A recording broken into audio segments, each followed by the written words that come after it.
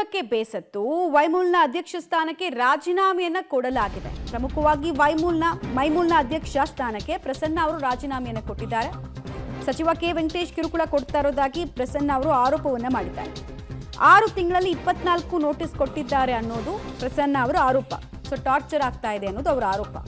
ಅತಿ ಹೆಚ್ಚು ಸ್ಥಾನಗಳಿಂದ ಅಧ್ಯಕ್ಷ ಸ್ಥಾನವನ್ನ ಪ್ರಸನ್ನ ಅಲಂಕರಿಸಿದ್ರು. ಬಟ್ ಈಗ ರೆಸಿಗ್ನೇಷನ್ ಅನ್ನು ಕೊಟ್ಟಿದ್ದಾರೆ. ಪ್ರಸನ್ನ ಪಿರಿಯಾಪಟ್ಟಣದ ಮಾಜಿ ಶಾಸಕ ಕೆ ಮಹದೇವ್ ಅವರ ಪುತ್ರ ಕೂಡ ಹೌದು. ಪುತ್ರನ ಭವಿಷ್ಯಕ್ಕಾಗಿ ಕಿರುಕುಳ ನೀಡ್ತಾ ಇರೋದಾಗಿ ಆರೋಪವನ್ನು ಕೂಡ ಪ್ರಸನ್ನ ಅವರು ಮಾಡಿದ್ದಾರೆ. ಕಳೆದ ವಾರ ಆರೋಪ ಮಾಡಿದ ಪ್ರಸನ್ನ ದಿಢೀರಂತ ರಾಜೀನಾಮೆಯನ್ನು ಕೊಟ್ಟಿದ್ದಾರೆ. ಸದ್ಯ ಇಲ್ಲಿ ತನಕ ಅವರ ರೆಸಿಗ್ನೇಷನ್ ಎಕ್ಸೆಪ್ಟ್ ಆಗಿಲ್ಲ. ಇವರು ರಿಸೈನ್ ಮಾಡಿದ್ದಾರೆ, ಬಟ್ ಅದನ್ನು ಎಕ್ಸೆಪ್ಟ್ ಮಾಡೋ ಕೆಲಸ ಆಗಿಲ್ಲ. ಮೈಮೂಲ್ನಲ್ಲಿ ಆಗ್ತಾ ಇರುವಂತಹ ಆಂತರಿಕ ಬೇಗುದಿ ಈಗ ಬೀದಿಗೆ ಬಿದ್ದಿದೆ. ನೇರವಾಗಿ ಅವರು ಆರೋಪ ಮಾಡ್ತಿರೋದು ಸಚಿವ ಕೆ ವೆಂಕಟೇಶ್ ವಿರುದ್ಧ.